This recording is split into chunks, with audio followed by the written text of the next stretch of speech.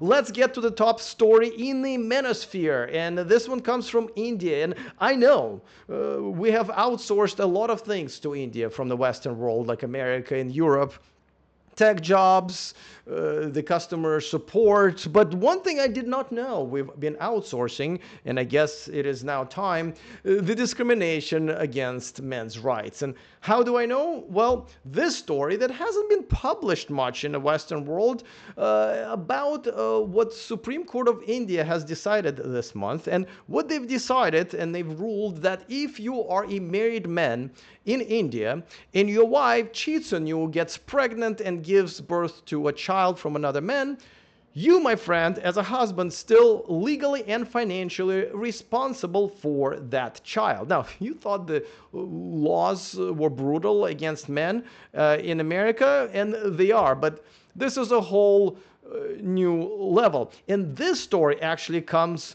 right before the story that just broke, a couple of days ago, as this man actually ended up taking his own life because of all the bullying from his wife and his wife's family, because men have so few rights once they get married, where women get a lot, and he just couldn't get out of it. And this case also mirrors another case almost exactly the same that came to light before in Indian media, because apparently this is not that uncommon.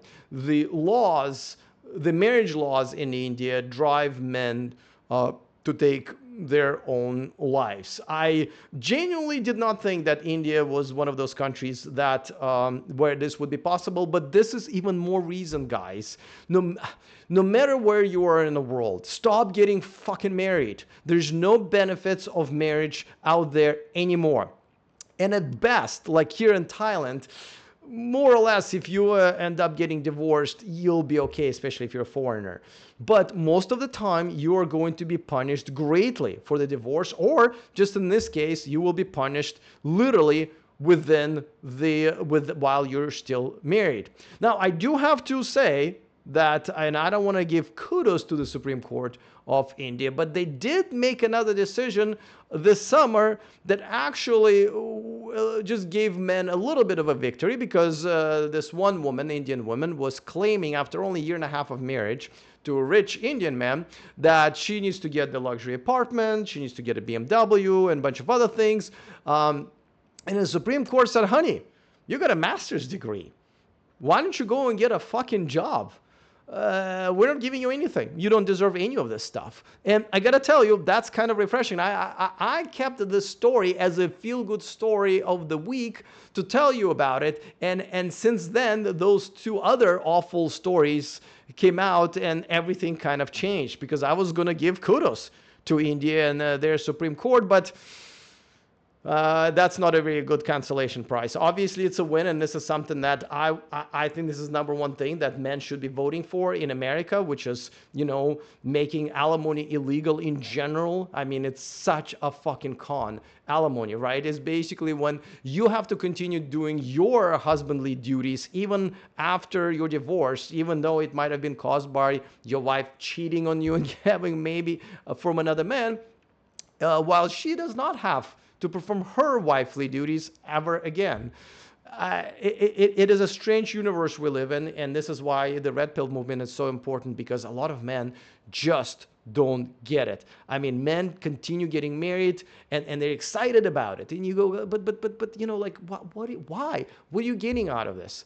And no one is really having that conversation. No one is actually asking this question to your friends. I got to tell you, like, my friend just got married, and I didn't even say congratulations. I mean, he kind of knows how I feel about it anyway, and he got married here in Thailand. So, but he's already made a pretty brutal mistake of essentially what I call is a prepaid alimony, where you buy a house together with your wife, but here in Thailand, a foreigner can't own land, so you kind of give money to your wife, and she buys a house under her name, and of course, it is her house. You're kind of a guest. So that's what I call a prepaid alimony. But I didn't really say, did I say congratulations? I might have, but I didn't. I'm pretty sure he knows I didn't mean it.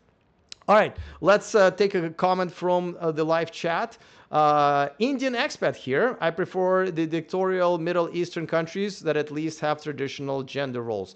Well, so, I am, I guess, a men's rights advocate. But the reason I am a men's rights advocate is because I know that men don't have as many rights as women in America, the country that I'm a citizen of, even though I now permanently live here in Thailand because I want to have nothing to do with living in a country with such laws.